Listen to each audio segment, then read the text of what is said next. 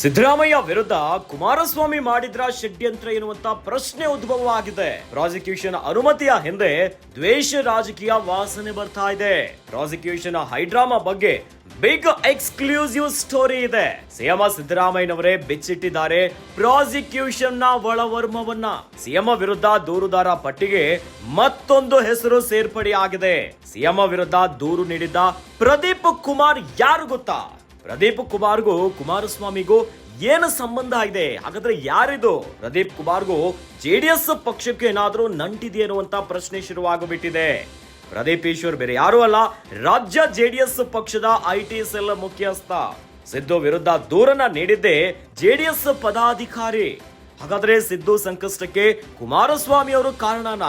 Central power ಅನ್ನ ಬಳಸಿಕೊಂಡು CM ಸಿದ್ದುಗೆ sketch ಅನ್ನ ಹಾಕಿದ್ರ HDK ಎನ್ನುವಂತ ಪ್ರಶ್ನೆ ಉದ್ಭವವಾಗಿದೆ.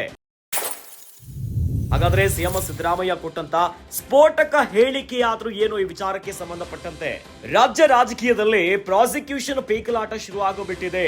ಸಿಎಂ ಸಿದ್ದರಾಮಯ್ಯನವರಿಗೆ ಮೂಡ ಪ್ರಕರಣ ತೂಗು ಕತ್ತಿಯಂತೆ ಕಾಡ್ತಾ ಇದೆ. ತಮ್ಮ ಸಿಎಂ ಕುರ್ಚಿಗೆ ಈಗ ಕೂತು ಬರುವಂತ ಪರಿಸ್ಥಿತಿ ಎದುರಾಗೋಬಿಟ್ಟಿದೆ.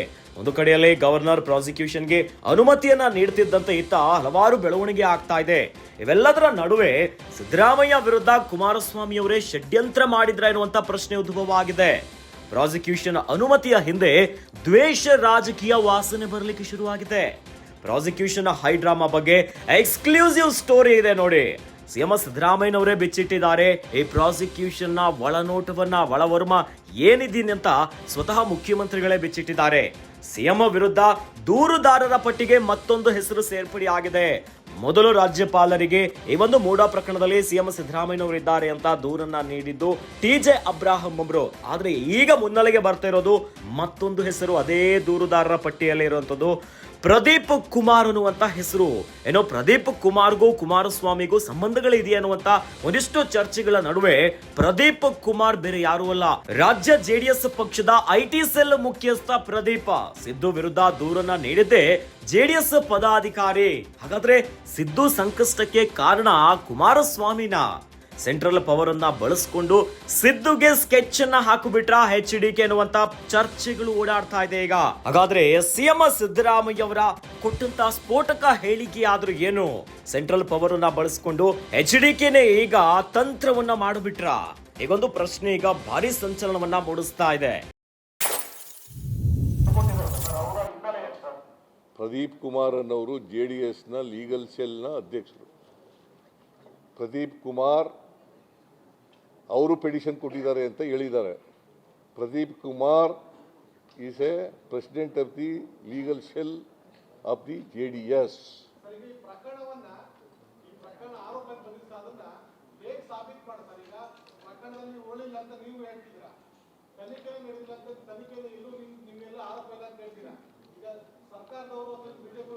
ಜುಡಿಷಿಯಲ್ ಎನ್ಕ್ವೈರಿ ಕಮಿಷನ್ ನಾನು ಅದಕ್ಕೋಸ್ಕರನೇ ಈ ಪತ್ರಿಕೆಗಳಲ್ಲಿ ಬಂದ ಮೇಲೆ ಜುಡಿಷಿಯಲ್ ಕಮಿಷನನ್ನು ಅಪಾಯಿಂಟ್ ಮಾಡಿದ್ದೀವಿ.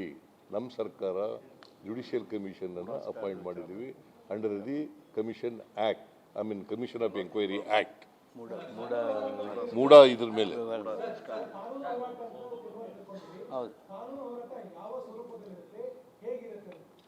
ಆಮೇಲೆ ಹೇಳ್ತೀನಿ ಕಾನೂನು ಸ್ವರೂಪ ಎಲ್ಲ ಈಗಲೇ ಹೇಳೋಕ್ಕಾಗಲ್ಲ ನಿಮಗೆ. ಕಾನೂನು ಹೋರಾಟ ಮಾಡ್ತೀವಿ.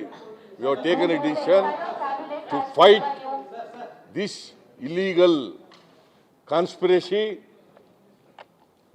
It is a big conspiracy hatched out by the BJP and JDS and also Government of India.